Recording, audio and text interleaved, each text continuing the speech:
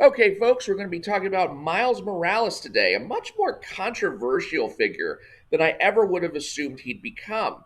And I guess that's a matter of his having been folded into the mainstream Marvel universe, whereas back when he was a character in the Ultimate Marvel universe, well, who cared if there was a different Spider Man over there? But now we've got two different characters occupying the role of Spider Man in the mainstream Marvel universe. The first, of course, being Peter Parker, and now we've got Miles Morales.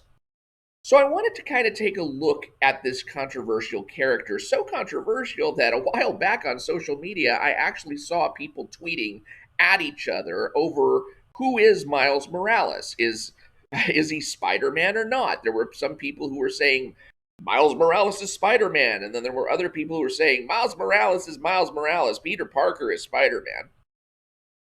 And then there are other more prominent voices. Eric July of the Rippaverse, who he has just released his first comic, I Saw #1, comically refers to the character as Peter Darker, basically a copy of Peter Parker who is black and Hispanic.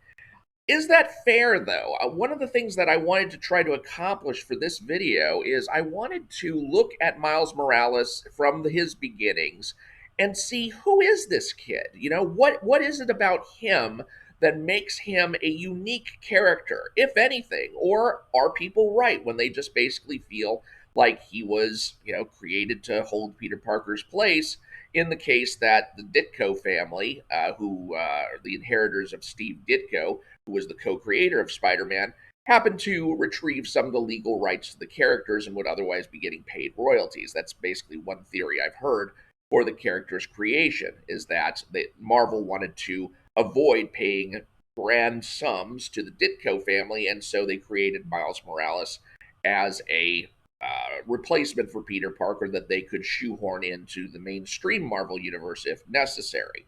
Now, all that courtroom shenanigans never came to pass, but we still have Miles Morales, and assuming that is the theory behind his creation, we have to ask, was it worth it?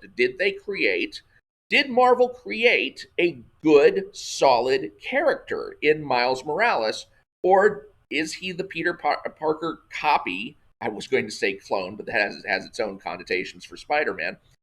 Is he the Peter Parker copy that people make him out to be? So I wanted to do that research for myself, and here we go. First of all, we note that Miles Morales is from Earth 1610. This is otherwise known as the alternate universe, whereas Earth 616 is the mainstream Marvel universe, and that is the home of Peter Parker as we know him. And since we're dealing with an alternate Spider Man, I thought I'd show you the alternate cover for Amazing Fantasy 15 that might have appeared on the actual cover to the book had Jack Kirby not developed something a little bit more to Stan's tastes, and Steve Ditko, I believe, inked over that. So Spider-Man in the Earth 616 realm is the one that we all know. He is the one who occupies the Marvel Cinematic Universe. He is Peter Parker, and he acquired his spider powers when he was around 15 years old. And likewise, when the Ultimate Universe was created, we were introduced to a 15-year-old Peter Parker in that universe.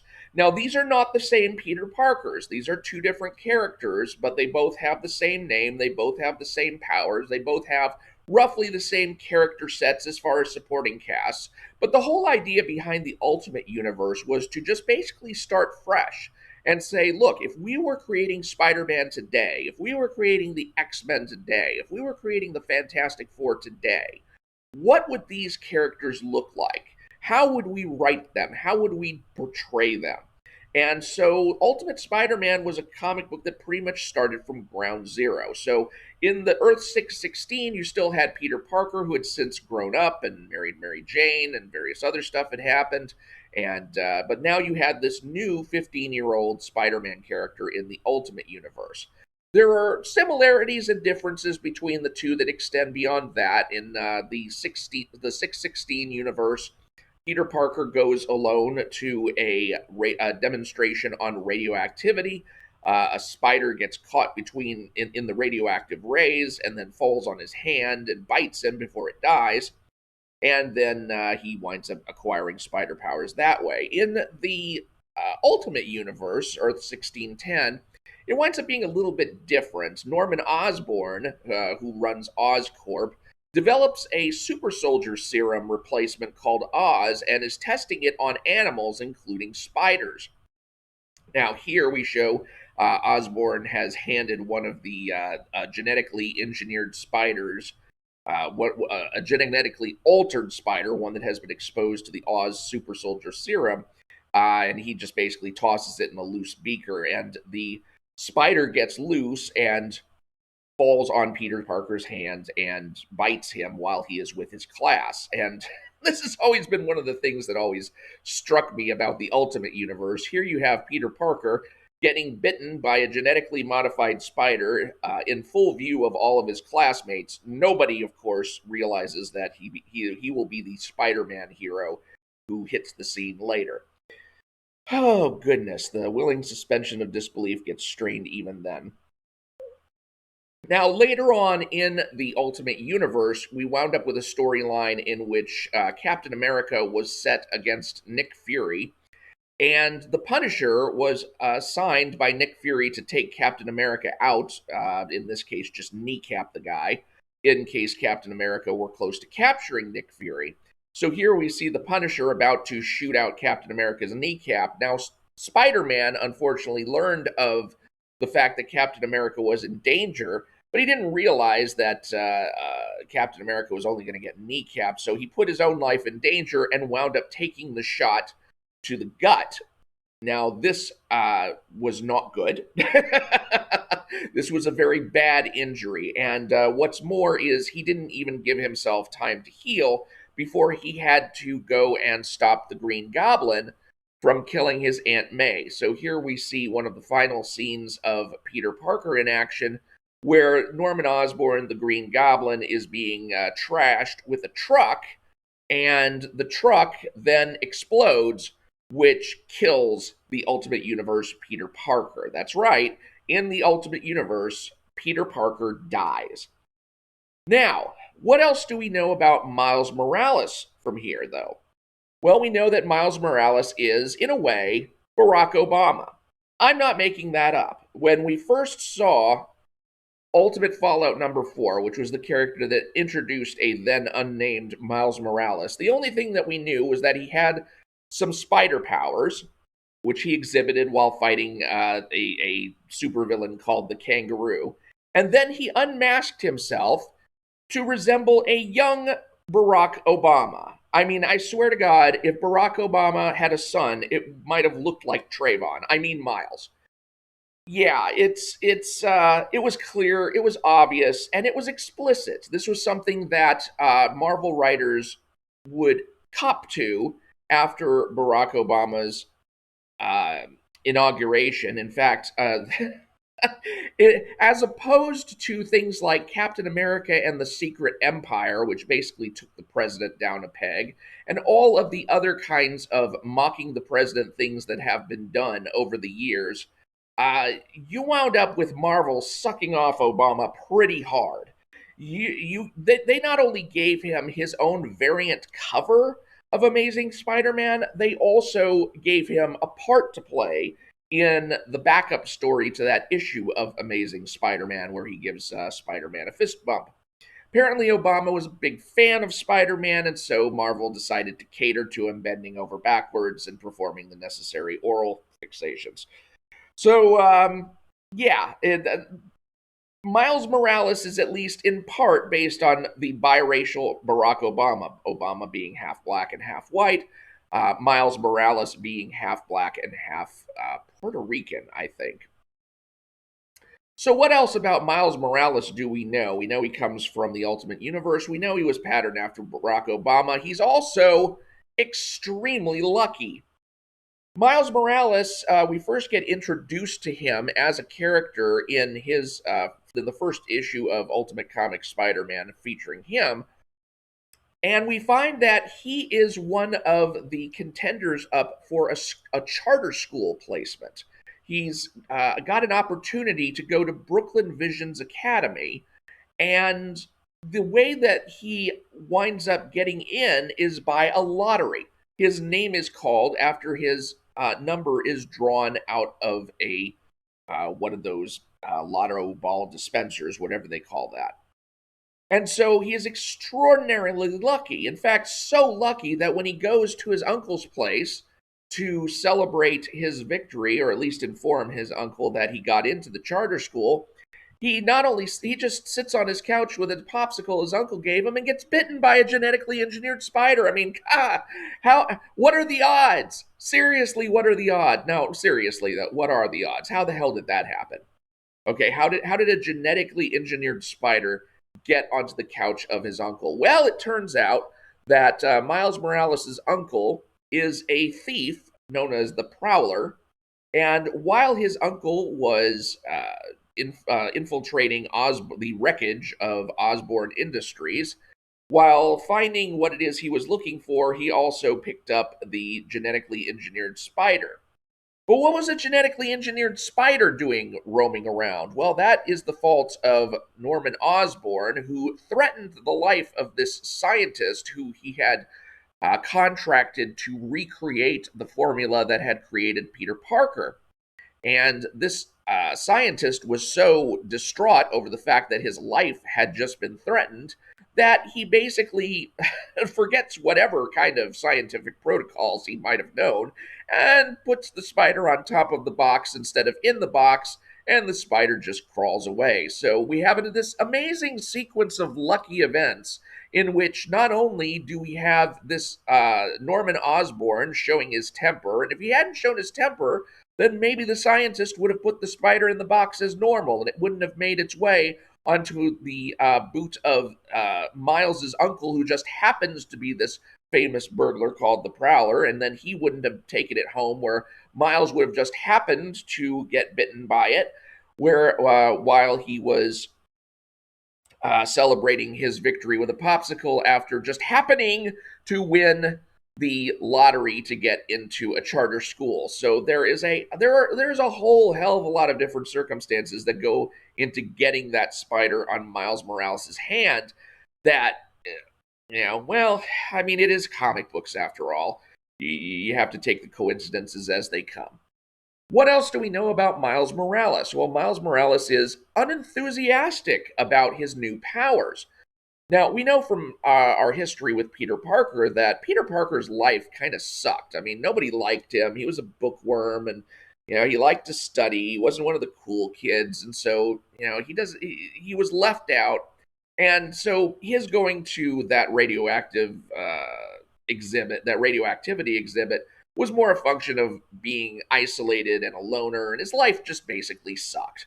So when he got the Spider-Man powers, I mean, this was like one of the best things that could have ever happened to him. He threw himself into it and tried to make the most of it for the sake of gaining an income and hopefully improving the lives of not just himself, but also his aunt and uncle.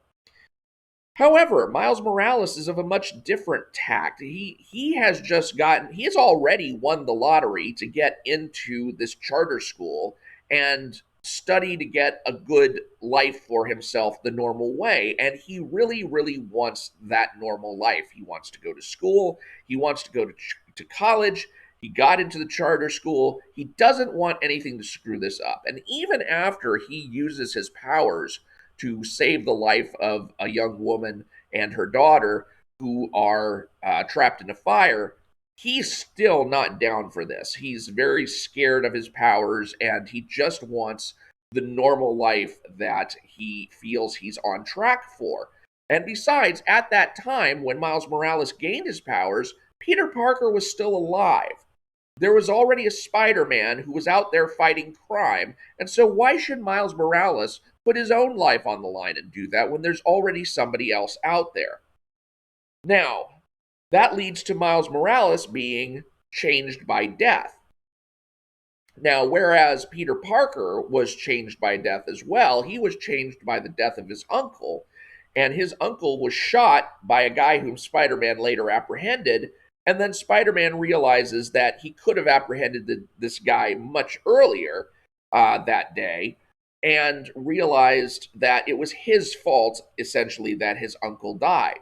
Well, in much the same way, Miles Morales was changed by death too, and this time it was by the death of Peter Parker.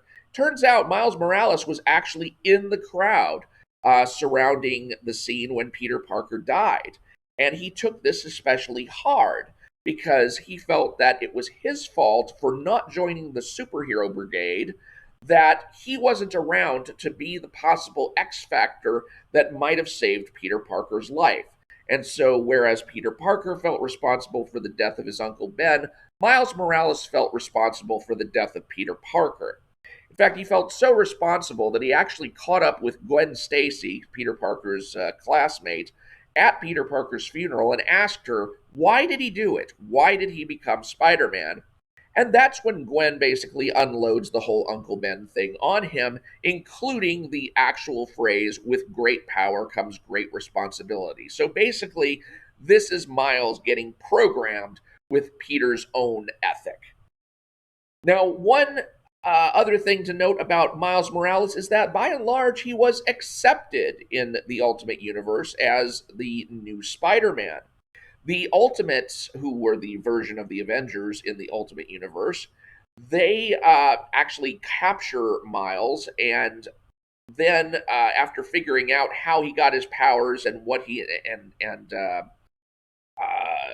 everything to do with his particular history, he helps them capture Electro, who has broken out of his cell, and that basically proves to Nick Fury that he's worthy of a chance to be Spider-Man, because generally, you don't want kids running around doing the superheroing thing, but Peter Parker did it.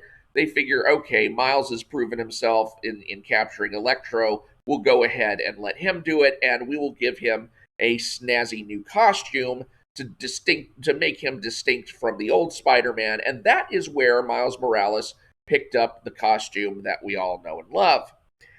It was a little while later that he also picked up the web shooters that Peter Parker used to use and had developed himself, as well as the formula for creating more webbing. He gets this from Peter's Aunt May and from his friends Gwen and Mary Jane. And so they give Miles their blessing. Later, he is even accepted into the Ultimates.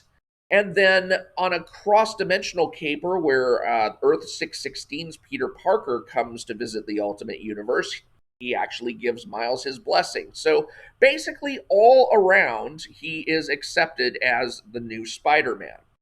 Now, the one thing that people were majorly concerned about with Miles Morales is, half black, he's half Hispanic. Does that make him also Primo SJW material? Well, in one sense, it does, because he has this uncle. Well, first of all, he notices from the fact that he won a lottery to get into this school. And when he sees the disappointment of his fellow classmates, or not classmates, but other people who had the chance to get into this charter school and, through no fault of their own, failed, he winds up asking himself, should it be like this? Is this the way the world is supposed to be? And then when he talks to his uncle about the fact that he got into the charter school, his uncle is, over the moon about that. But he's disappointed that he just got in through a lottery and not through merit. But his uncle is basically saying, look, you take this opportunity and you will make your own way. You take this chance and you go for it. And then he gives him kind of a little uncle to nephew lecture, which is almost the equivalent of the with great power comes great responsibility mantra that Peter receives from his Uncle Ben. But this one goes a little different. And keep in mind, we're talking about Miles's criminal uncle here. So here's the advice that he gives Miles. He says, make the world the way you want it to be, not the way it is. You make it. Don't let people make it for you. And that to me is kind of part of the SJW ethic, is that you look around at the world, you're not happy with the world, you think something's wrong with the world, and you think that you have the answers and how to fix it. And so it's your job to impress your vision of reality on the world, no matter what human nature is actually like, no matter the fact that we have thousands of years of traditions that tell us what actually work for human beings and what don't. Oh no, just go ahead and tell us how great maestro are we supposed to live? And this is Miles's uncle's way of tempting him into that kind of mentality. So in this way, Miles is primed to become a social justice warrior of sorts. However, what we find out is that Miles Morales is not his uncle's kid, the way that Peter Parker was Uncle Ben's kid. He fights his uncle after his uncle gains some technological stuff that he wants to use to take over the criminal underworld. And Miles fights him and defeats him, and his uncle actually dies in the fight. So, a victim of the technology that he had picked up. So Miles does not become a rampaging SJW. He's more primed to become just like Peter Parker. And before we say that Miles is too close to being just like Peter Parker, let's go into a bit of bonus trivia. Miles actually has two powers, at least two powers, that Peter Parker doesn't have. He has a chameleon power to blend himself and his clothing into his surroundings so he can basically fade from sight. And he also has an on contact venom sting that once he touches something or someone, after a 3-second delay, this venom sting delivers a powerful repulsive electrostatic charge to the contact site, which has a tendency to either disrupt the electrical equipment that he's touched or to disrupt the nervous system of the person who he has touched. So these are a couple of powers that actually make him more powerful overall than Peter Parker. Another thing about Miles is that his African American father is named Jefferson Davis, and I swear to God, I laughed out loud when I found that out because that just seems like such a shout out to people who are down with the lost cause. I mean, is this for real? I mean, Jefferson Davis, the name of the president of the Confederacy. I mean, I'd like to think that there's a little bit more. How could there not have been a little bit more forethought into this, unless this is trying to reclaim the name the same way people try to reclaim the N-word, quote unquote.